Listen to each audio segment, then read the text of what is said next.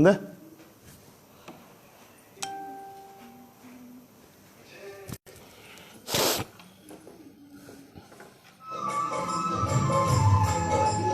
तो उठाइए।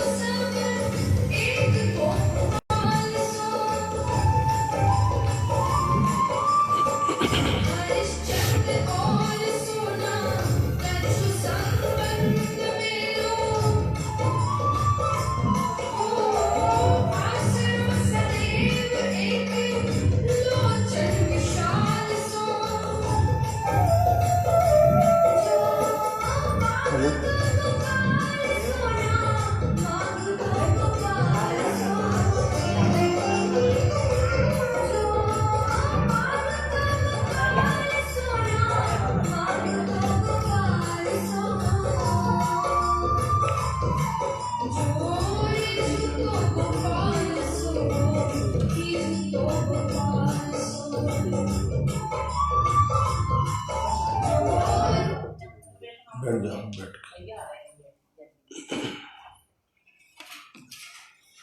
बोलिए निकुंज बिहारी। माताओं बैठ जाएं, आप खटपट नहीं करेंगे। मैया आप बैठ जाएं, प्रोग्राम के बाद कर लेना इसे, क्यों बिना बोले मानेंगे नहीं आप।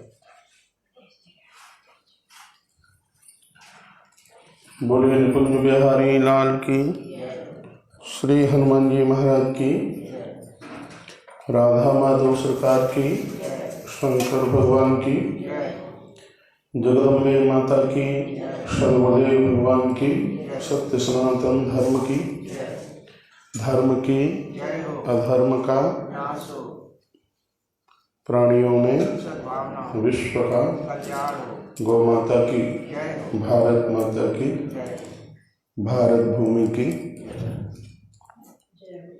हनुमान जी महाराज की, तुलसी सालग्राम भगवान की, कार्तिक महात्म्य की, हरिहर महादेव की, हरिहर भगवान की, परम कल्याणी गौ माता की, नमः पार्वती पतये हर हर महादेव। जय श्री राधे जय जय श्री राधे जय जय श्री राधे। परमाराध्य प्रातः स्मरणीय जगत नियंता, जगत के परमाधार, रसकों के परम रस, आप्तकाम पूर्ण काम सर्व काम, ऐसे भगवान प्रभु श्री कृष्ण चांस कलम पुरुषम कृष्णस्तु भगवान स्वयं, जो अपनी संपूर्ण कलाओं से भरपूर हैं, ऐसे भगवान बाल कृष्ण लाल। मैया मान जाओ, कोई बात ना।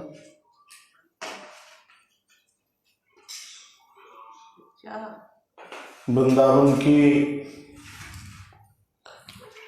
पावन धारा जिनके द्वारा आनंदमयी धरती हो रही है,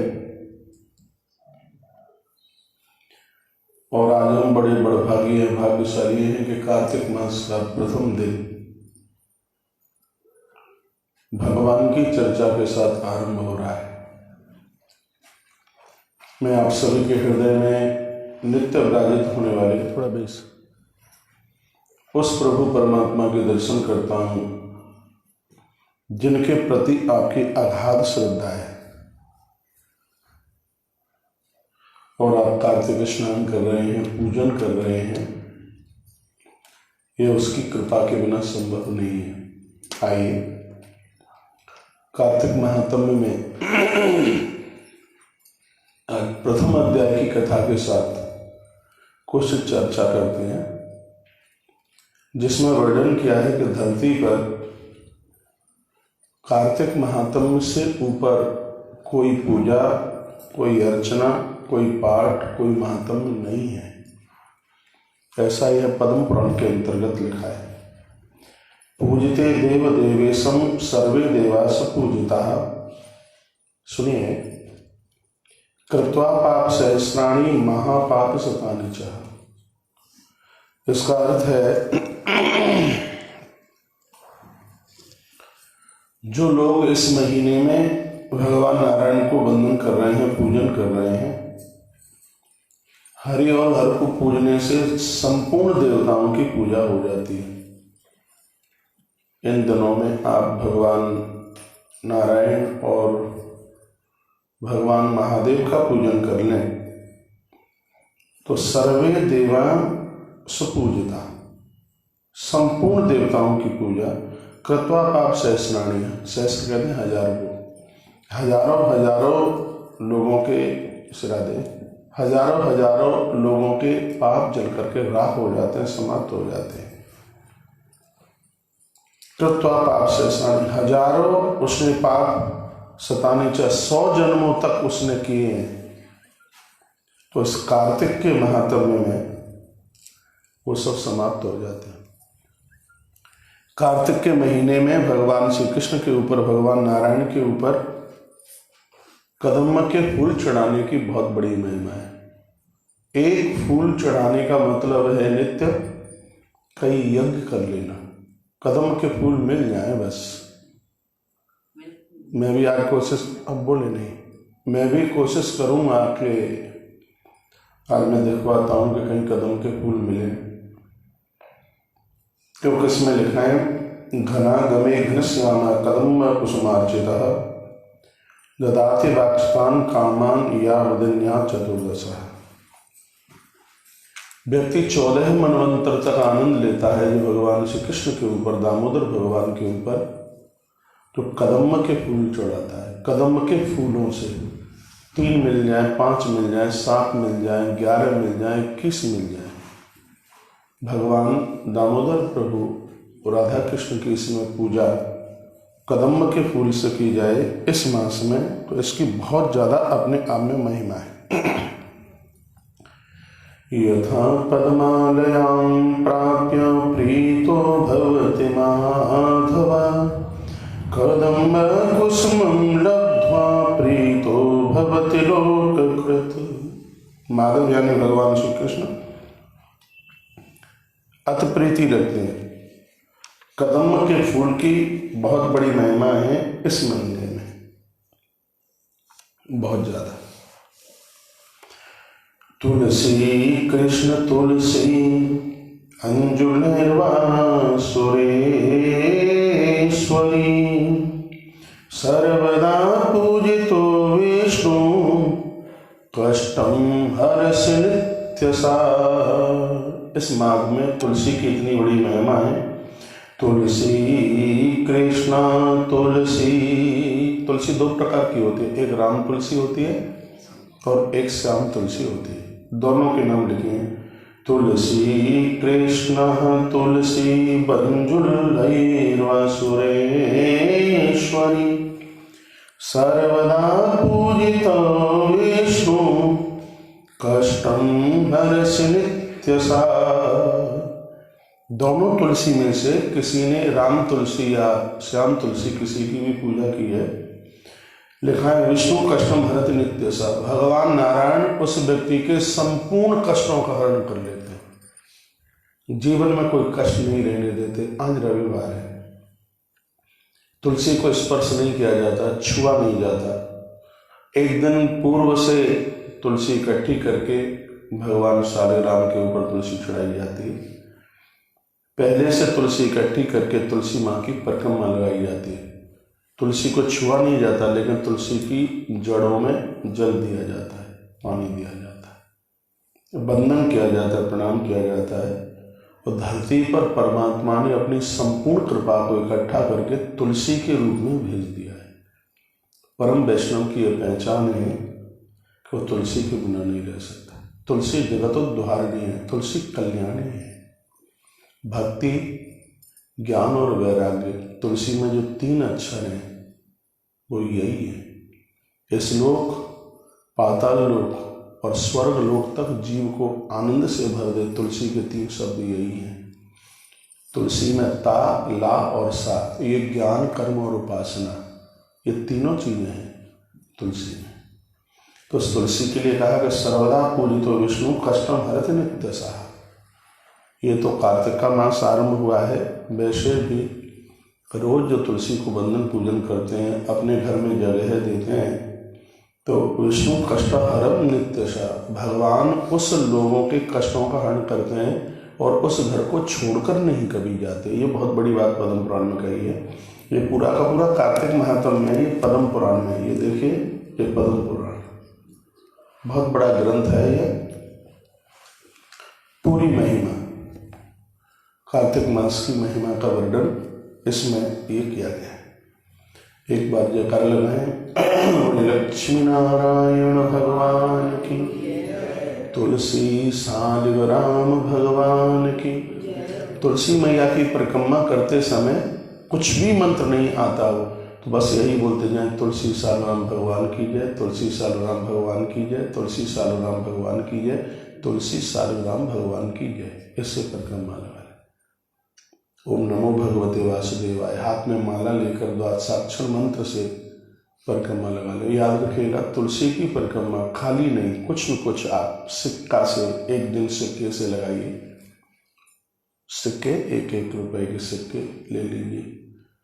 एक दिन बादाम की गिरी से लगा लीजिए, एक दिन किसी फल से लगा लीजिए परिक्रमा, एक दिन तुलसी पत्र से लगा लीजिए। ऐसे 30 दिन की परिक्रमा अलग अलग चीजों से आप लगा सकते हैं। तुलसी के पत्ते 30 दिन आप रख सकते हैं उसमें।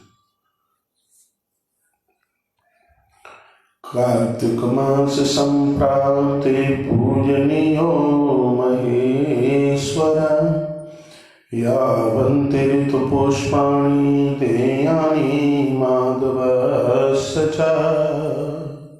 जो कार्तिक के महीने में नारायण की पूजा करके भगवान महादेव की पूजा करते हैं, भगवान माधव श्री कृष्ण उनके ऊपर अति प्रसन्न होते हैं।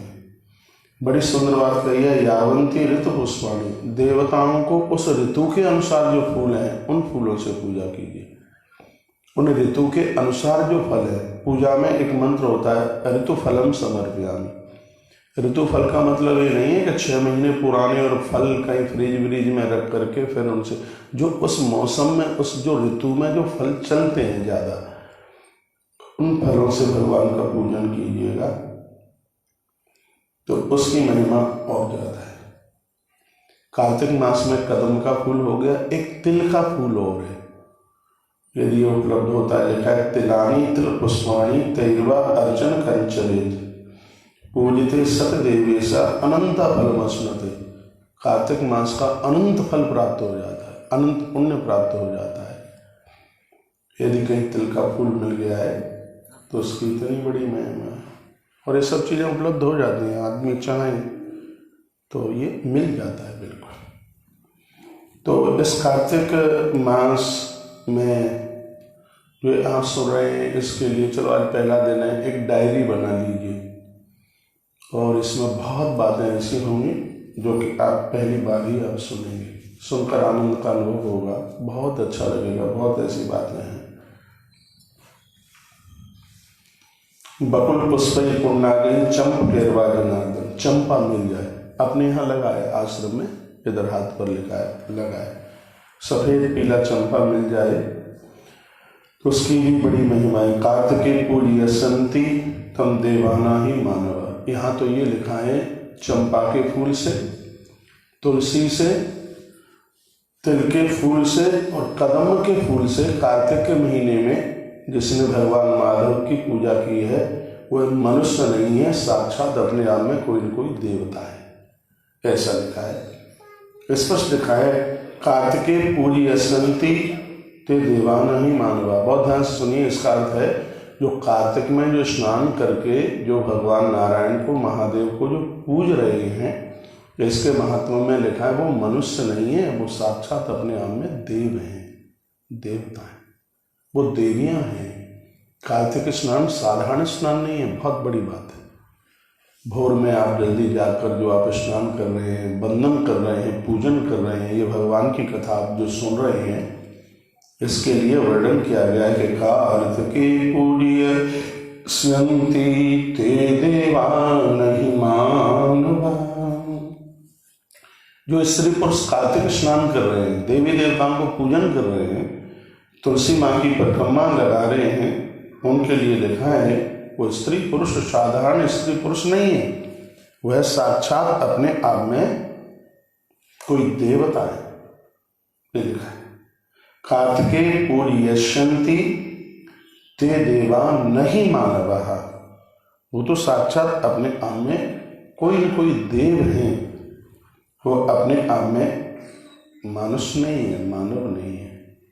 इतनी बड़ी महिमा है कार्तिक की। आइए एक अध्याय की कथा हम आपको निवेदन कर दें। 35 अध्यायों में ये कथा है जिसको एक महीने में पूरा कर लेंगे। पूजते तु जगन्नाथे वैकुंठ पदमाव्ययम् प्राप्नोति पुरुषो नित्यं श्री विष्णु च प्रसादतः। एक घड़ी रखवाना, ये 8 बज जाएगा, हमें पता ही नहीं लगे। पूजते तु जगन्नाथे वैकुंठ पदमाव्ययम् प्राप्नोति पुरुषो नित्यं श्री विष्णुश्च प्रसादतः। लिखा है कि जो भगवान नारायण को, भगवान जगन्नाथ, ये सब नारायण के ही नाम है, जगत के स्वामी की पूजा करके जो लोग ये सौभाग्य प्राप्त करते हैं, क्या सुंदर बात कही है।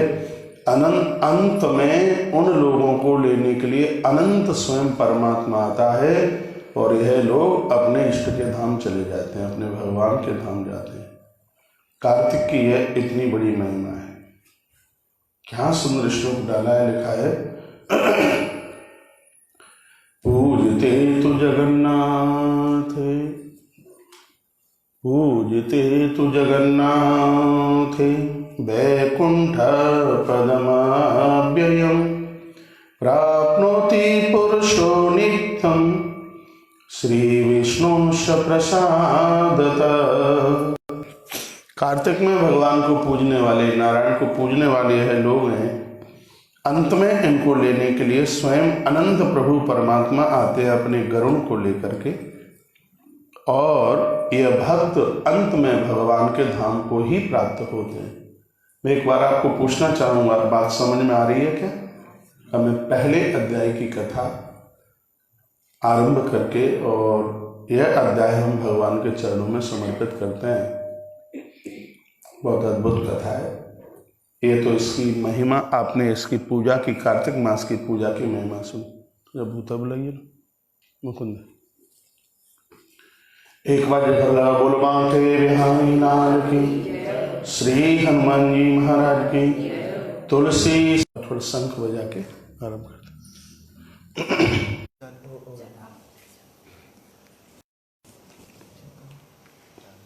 चलो बोलिए बांके बिहारी लाल की, कृष्ण कन्हैया लाल की, श्री हनुमान जी महाराज की जय। जय श्री राम, जय जय श्री राम, जय जय श्री राम। सूत उवाच, सूत जी कहते हैं एकदा द्वारिकामागाद ऋषि कृष्णादिद्रक्षया पुष्पाण्यदाय देव्यानि कल्पवृक्षोत्थितानि च। सूत कहते हैं सोनक ऋषियों, एक बार देवसी नारद जी पारिजात के फूल यानी कल्प वृक्ष के फूल इंद्रलोक से लेकर आए और श्री द्वारका जी में लेकर के पहुंचे। भगवान श्री कृष्ण ने देखा कि नारद जी आए हैं। पूरे द्वारका वासियों ने देवसी नारद जी का बहुत बड़ा आदर किया, बहुत मान किया, भारी सम्मान किया। सब लोगों को बड़ा हर्ष हो रहा था, नारद जी आए हैं। सब आनंदोत्मग्न थे, सब अति प्रसन्न थे। कोई चरण धो रहा है, कोई आरती उतार रहा है, कोई उनके लिए भोज प्रसादों के उनके लिए थाल बना बना कर लेके आ रहे हैं। तो एक बार ये लड़का है बोला था, एक मिनट,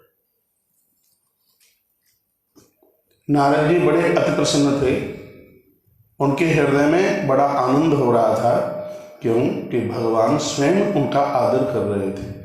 नारदम स्वागतेनासौ कृष्ण सत्कारमाचरेत् इद अर्घमिदं पाद्मं मित्तवाचासनं ददत्। नारदं स्वागतेनासौ कृष्ण सत्काराचरेत्। वह नारद जी अपने आप में कितने बड़भागी हैं, कितने भाग्यशाली हैं जिनका सत्कार स्वयं भगवान श्री कृष्ण कर रहे हैं। आंख में आंसू आ गए और कहा, कार्तिक का महीना है, देवर्षि जी आप आए हैं, हम द्वारका वासियों का बहुत बड़ा सौभाग्य है, आप पधारे हैं। ये लग रहा है पता नहीं किन शब्दों में हम आपको स्तुति करें। हम द्वारका वासियों का आप प्रणाम स्वीकार करें। नारद जी को आनंद आ गया। नारद जी को बैठने के लिए जगह दी गई, स्थान दिया गया। लिखा है, नारदस्तानि पुष्पाणि कृष्णायोपजहार च कृष्ण षोडश सहस्रांसि हस्तानि व्यविभजत्। नारदस्तानि पुष्पाणि कृष्णायोपजहार च कृष्ण षोडश सहस्रश्री भ्यस्तानि व्यविभजत्।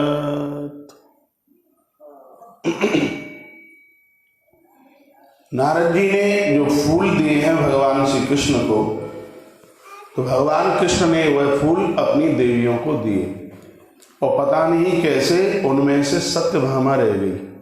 सत्यभामा वहां नहीं आ पाई और उसको फूल नहीं मिल पाए और सब देवियों ने, सुनाई नहीं पड़ता है, और सब देवियों ने वह फूल ले लिए, लेकिन सत्यभामा रह गई। विस्मृत्य सत्यभामा तु सर्वाभ्यामा यदा प्रभु सत्यभामा तथा क्रुद्धा क्रोधागारम समाविशत। जब नारद जी वो फूल देकर के चले गए और सत्यभामा को यह पता चला कि नारद जी आए थे और उन्होंने पारिजात के फूल यानी कल्प वृक्ष के फूल भगवान को दिए हैं और भगवान ने वह फूल सभी देवियों को दे दिए और मुझे छोड़ दिया, तो सत्यभामा को भारी क्रोध हुआ। ये कार्तिक महात्म्य के सबसे प्रथम अध्याय की कथा है और बड़ी अद्भुत है ये कथा। तो उसकी तो आंख में आंसू आ गए, क्रोध था बहुत भारी और भगवान के पास आई। भारी क्रोध था सत्यभामा को और भगवान के पास आई। समाज्ञाय ततः कृष्ण तत्र गत्वा समाहिता सत्यभामा मानयत्वा गरुणं मनसा स्मरात्। जब भारी क्रोध कर रही थी सत्यभामा, तब भगवान ने कहा, सत्यभामा क्रोध मत कीजिए, जब मैं प्रसाद बांट रहा था, फूल बांट रहा था, तब तुम यहां पर नहीं थी और ये मैं तुमसे वायदा करता हूं कि फूल तो क्या, मैं इंद्रलोक से पूरा कल्प वृक्ष ही तुम्हारे आंगन में लाके लगा दूंगा। ये भगवान को, लेकिन तुम क्रोध मत कीजिए। अब भगवान ने निवेदन किया है, नारी का क्रोध करना ठीक नहीं है, स्त्री का क्रोध करना बिल्कुल भी ठीक नहीं है। जिन घर में नारी ने क्रोध किया है वहां कोई बहुत बड़ी मौत भी हो जाए तो आश्चर्य मत मानिएगा। वो कैकेयी माता ने क्रोध ही तो किया था, महाराज दशरथ के प्राण चले गए।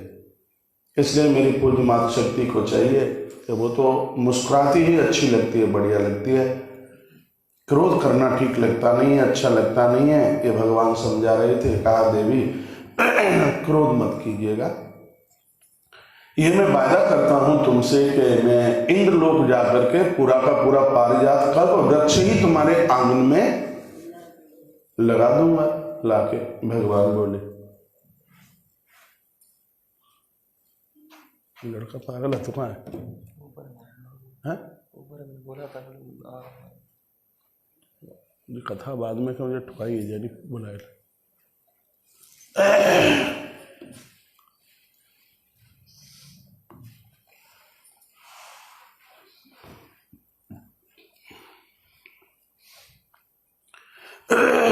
भगवान ने कहा, मैं गरुड़ को अभी अपने संग ले जाता हुआ और मैं कल्प वृक्ष को लेकर के आता हूं, तुम खड़ी हो जाएगी। सत्यभामा से भगवान बड़ा स्नेह रखते थे। स्मृतमात्रस्तु गरुणं तदागत्याग्रतस्थितम् आरुद्ध वेगात् पत्रंस्तमित्युवाच प्रियां प्रभो। स्मृत मात्रस्तु, जैसे ही स्मरण किया भगवान ने, गरुड़ को देर नहीं लगी और गरुड़ जी आ गए और वंदन किया, प्रणाम किया। कहा, सरकार मेरे लिए आदेश बताइए। मेरे प्रभु ने कहा, ये बैठा नहीं जाता यहाँ, हर समय तो बिजी रहता है।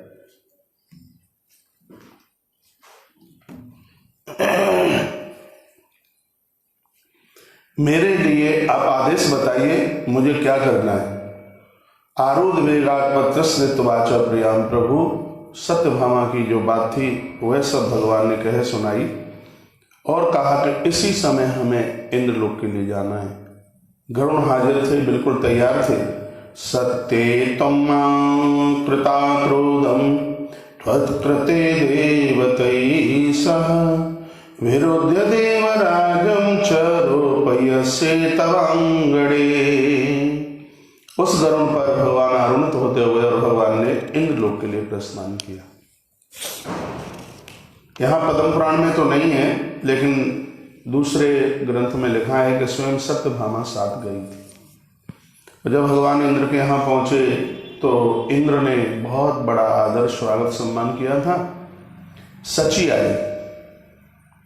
सची ने कल्प वृक्ष के फूलों से, इंद्र की पत्नी है सची, भगवान श्री कृष्ण का पूजन किया, वंदन प्रणाम किया। लेकिन जब वो बगल में जो बैठी थी सत्यभामा, उसको देख करके सची बोली, हे प्रभु, ये संसार की स्त्री को, इस मानुषी को तुम अपने संग क्यों लेकर के आ गए हो? ये वह बोली। तो उस समय सत्यभामा को इतना बुरा लगा कि उन सबसे कठिन जाति अपमान, किसी का अपमान तो नहीं हो।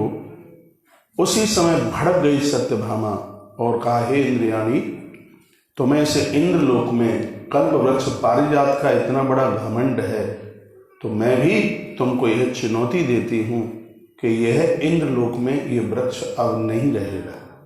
ये सत्यभामा ने बोल दिया। कुछ बाकी युद्ध भी हुआ था, और जो कि ये बाकी युद्ध, जो वाणी का जो झगड़ा है, वो कभी शुभ तो हो नहीं सकता किसी के लिए। तो ये अपमान, दोनों ने एक दूसरे का ये अपमान कर दिया। क्या है? दो तीन लड़कों की होता है, गाय की बेरी निकल गई है तो वो इकट्ठा करवाना है। तुझे जगा दो। तो कल्पद्रुम महाभागे अपराधं मे क्षमां कुरु इति कृत्वा प्रतिज्ञातुं कृष्ण सा सत्यभामया।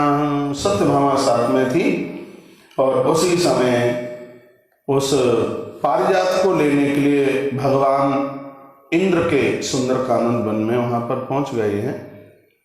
और जब गरुड़ ने उसको उखाड़ने की कोशिश की तो वहां तो बहुत बड़ा झगड़ा हुआ। देवराज इंद्र आकर के युद्ध करने लगे।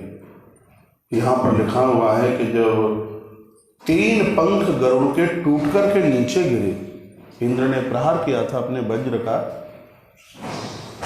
तो उस वज्र के प्रहार से गरुड़ के 3 पंख टूट करके नीचे धरती पर गिरे। तो उन 3 पंखों से, गरुड़ के 3 पंखों से 3 चीजें पैदा हुई हैं। तीनों का नाम लिखा है मयूरो नकुल शाप, मयूरो नकुल नीलकंठ, कृष्ण द्वारावती मगात। भगवान गरुड़ के 3 पंख वहां से टूट करके श्री द्वारका जी में आकर के गिरे। तो गरुण देवता के 3 पंखों से 3 चीजें बन करके तैयार हुई। एक पंख से मयूरो, एक पंख से मोर बन करके तैयार हुआ था, पुरानी कथा है। दूसरे पंख से नकुल, नेवला बन करके तैयार हुआ, जिसको गांवों की ग्रामीण भाषा में नौरा बोलते हैं, नेवला, ये बन के तैयार हुआ। और गरुण देवता के तीसरे पंख से है नीलकंठ बन के तैयार हुआ। हाँ, दशहरा के दिन नीलकंठ का दर्शन बहुत शुभ होता है। ये भगवान गरुण देव के 3 पंखों से ये प्रकट हुए हैं, ये तीनों, इसलिए इन तीनों का दर्शन बहुत भारी शुभ है। कहीं हम जा रहे हो तो मयूर का, मोर का दर्शन बहुत शुभ है। मोर तो पूजा में भी होना चाहिए, चांदी का बनवा लें, किसी धातु का बनवा लें, ये मोर तो पूजा में भी होना चाहिए। तो मयूर, नेवला और नीलकंठ, ये तीनों के तीनों हैं, ये भगवान गरुण देवता के पंख से। युद्ध में 3 पंख टूट करके नीचे गिरे थे। यहाँ तो लिखा हुआ है कि स्वयं गौ माता भी समर्थन करने के लिए आई, तो युद्ध हुआ। बताते हैं इंद्र का समर्थन करने के लिए तो गौ माता भी आई, ऐसा भी वर्णन है। कहा तो गरुड़ ने ऐसा प्रहार किया तो गौ माता के कान में प्रहार होता हुआ गौ माता के कान से रक्त धरती पर गिरा, और गौ माता के कान से जो रक्त जहां धरती पर गिरा उससे तम्बाकू पैदा हुई है। ये तम्बाकू होती है ना, उसको भगवान गरुड़ ने श्राप दिया था, कहा था कि तेरे द्वारा जो यह प्रकट हुआ है इसको भले लोग इसको स्वीकार नहीं करेंगे। तो अच्छे लोग ये तम्बाकू बम्बाकू थोड़ी ही स्वीकार करते हैं। ये गरुड़ ने प्रहार किया, लिखा है गरुड़ ने प्रहार किया था, गौ माता के कान के ऊपर रक्त गिरा और उसमें से तम्बाकू पैदा हुई है। जो आप गोभी खाते हैं ये भी इसी युद्ध का ही एक परिणाम है। इसलिए किसी भी अनुष्ठान में, किसी भी पूजा में उपवास करने वाले लोग गोभी नहीं खाते। हाँ, बोलिए मत, बस सुनते रहिए। किसी भी व्रत में, उपवास में गोभी नहीं चलती। तो बाहमारोपयामास भेगेन बलवत्तर तदा वज्रधरो वेगाद् वज्रमुद्धम्य वीर्यवान् गरुणताडयामास कल्पवृक्षं त्यजेरिति तदा पत्ररथं पत्रं कुलिसस्यापि गौरवान् एकं विसर्जयामास त्वरया प्रजलाम च तेन वज्रप्रहारेण त्रयोभून्मतितृणां मयूरो नकुलस्यापि नीलकंठो द्वारावतीं गवात्। ये 3 प्रकट हो गए हैं और भगवान ने इन तीनों को वरदान दिया कि तुम मेरे गरुड़ के द्वारा प्रकट हुए हैं, तुम्हारा दर्शन हमेशा हमेशा के लिए अति शुभ होगा, बहुत ज्यादा शुभ होगा। आगत्य सत्यभामायां गृहे चैनमारोपयेत्। भगवान उस कल्प वृक्ष को लेकर गरुड़ देवता के संग श्री द्वारका जी आ गए। कल्प वृक्ष सत्यभामा को दिया। सत्यभामा जी ने अपने महल के आंगन में उस कल्प वृक्ष को स्थापित किया। तदैव नारदो व्याज्ञा, स्वयं देव नारद जी आए, नारद जी ने पूजन कराया, कल्प वृक्ष को स्थापित किया। नारद जी ने सब पूजन कराया, पूजा पाठ किया। सत्यभामा अति खुश हो गई, बहुत भारी प्रसन्न हो गई। भगवान श्री कृष्ण के चरणों में वंदन किया और प्रणाम किया और कहा, भगवान एक बार आप हमें ये बता दें कि मैंने पूर्व में ऐसा कौन सा तप किया था, आज मेरे पास कल्प वृक्ष और कृष्ण दोनों हैं और नारद जैसा गुरु है मेरे पास। बहुत ध्यान से सुनिए। सत्यभामा ने पूछा, भगवान आप मुझे ये बता दें कि मेरे पूर्व का ऐसा कौन सा तप है जिसके प्रभाव से मेरे पास में आप हैं, कल्प वृक्ष हैं और गुरुजी देवसी नारद जी हैं, इसके बारे में आप हमें बता देते तो बहुत बड़ी बात होती। तब भगवान ने वो कथा सुनाई है विस्तार पूर्वक, तो इस कथा को आप कल सुन पाएंगे। का पूर्व जन्म में हरिद्वार में एक ब्राह्मण की बेटी थी, तुम्हारा नाम गुणवती था, और तुमने 12 वर्ष तक कार्तिक स्नान किया। ये बहुत विस्तार पूर्वक कथा आप कल सुनेंगे। और उस व्रत के प्रभाव से तुम आज द्वारका की पटरानी बनी हो, तुम्हें हम मिले हैं, एक कल्प वृक्ष आया है। तो उसमें कुछ बातें पूछी गई हैं कि इसमें क्या खाना चाहिए, क्या नहीं खाना चाहिए। तो ये स्वयं देवर्षि नारद जी ने कहा है कि कार्तिक व्रती नाम पुंसाम नियम ये प्रकर्षता। देखिए, व्रत तो कोई भी कर सकता है, लेकिन उसके नियम को पूरा कर लिया जाए, ये बहुत बड़ी बात है। कार्तिक स्नान करने वाले, पूजा करने वालों के लिए कहा कि पलांडुम ढे सुनम शीघ्रु क्षत्राकम गृजनम तथा नादिकामूलकम हिंगु बलियेत कार्तिकाव्रती। कार्तिकाव्रती यानी जो कार्तिक मास कर रहे हैं उनके लिए पलांडुम प्याज, लहसुन लहसुन, गृजनम गाजर, मूलकम मूली और हींग, ये सब चीज़ें बिल्कुल वर्जित, ये वर्जित हैं, इन चीज़ों को ना लें। दाल के लिए भी वर्जित कहा गया, एक बार भोजन के लिए कहा गया है। तो चतुर्थ पहर में शाम के टाइम में आप एक बार भोजन कर सकते हैं, दिन में भी कर सकते हैं, दोनों विधानों का वर्णन किया है। और इतना सा कहकर हम आपकी वाणी को विराम लेंगे कि परानश्य परद्रोहम परदारागमनम तथा तीर्थे प्रतिग्रहम नापि गृहीयातास्तकर बर्तमनि। लिखा हुआ है इसमें पराया अन्न ना खाएं, इन दिनों में किसी से झगड़ा ना करें। स्त्री पुरुष को चाहिए कि वो किसी पराये पुरुष और पराई स्त्री का चिंतन न करें। तीर्थे ज़्यादा हो तो इसमें तीर्थ स्मरण हो, तीर्थ भ्रमण हो तो उनका कार्तिक दिव्य हो जाएगा।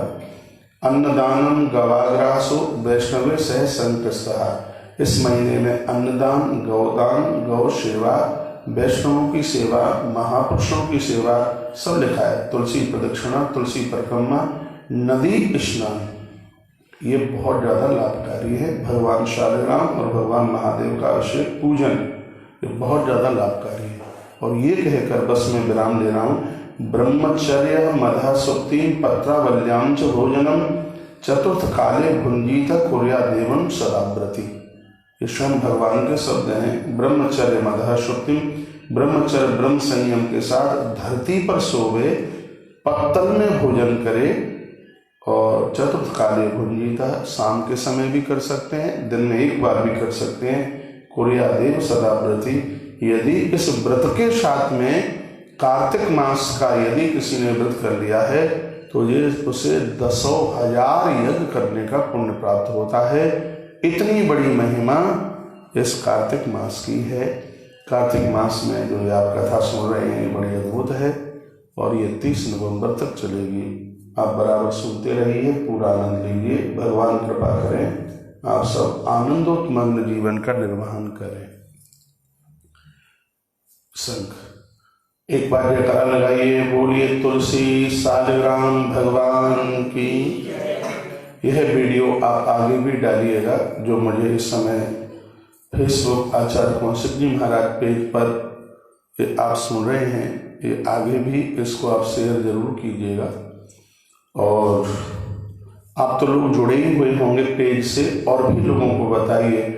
ये अद्भुत बात है। ये तो आज अभी आरंभ का दिन है। जैसे जैसे ये दिन कथा आगे के लिए बढ़ेगी आप कहोगे बहुत आनंद आ गया। आज का प्रोग्राम आप सबको कैसा लगा है तो कृपया उसको लाइक करना ना भूलिएगा और अपना मैसेज अवश्य भेजें।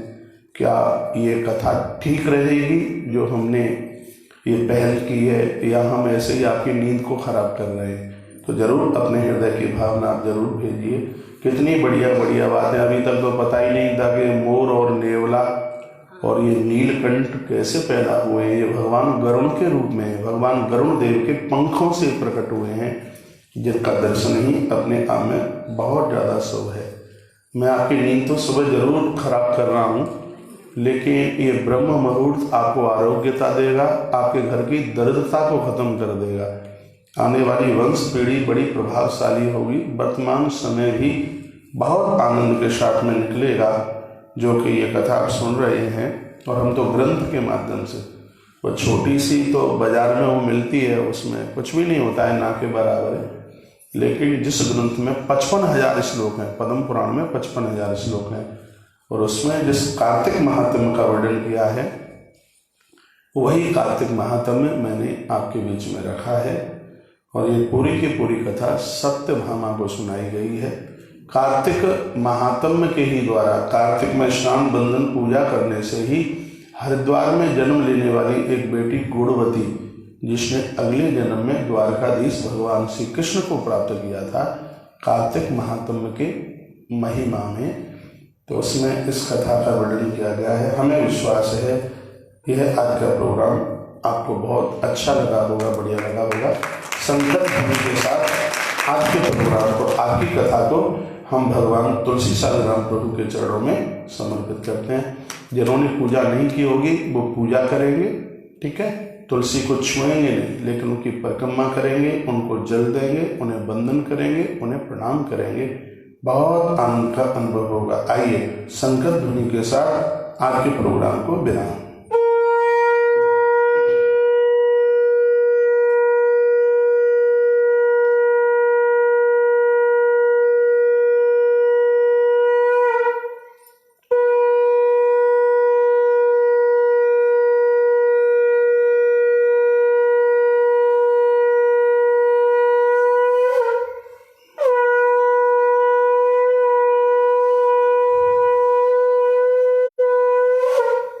अभी कहीं जाएगा नहीं, 1 मिनट भगवान के नाम का कीर्तन और उसके तत्पश्चात प्रोग्राम को आज विराम। श्री कृष्ण गोविंद हरे मुरारी, हे नाथ नारायण वासुदेव। श्री कृष्ण गोविंद हरे मुरारी, हे नाथ, गाओ जोर से। कृष्ण गोविंद हरे मुरारी,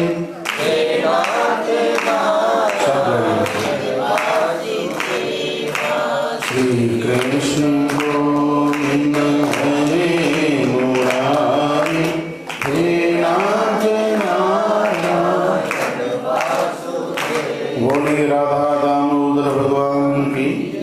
लगभग 1300 से ज़्यादा लोग अभी इसको लाइव में देख रहे थे। प्रोग्राम बढ़िया लगा है तो इसको लाइक और शेयर करना ना भूलिएगा।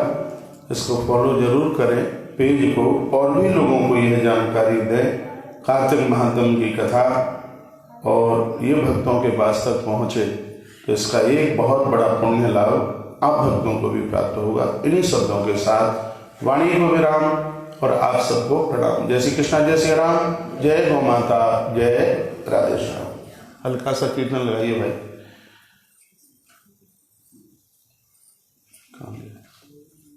अब जा तो कितना बिजी है, जा पहुँच। 3-4 लड़का गौशाला में भेज दो।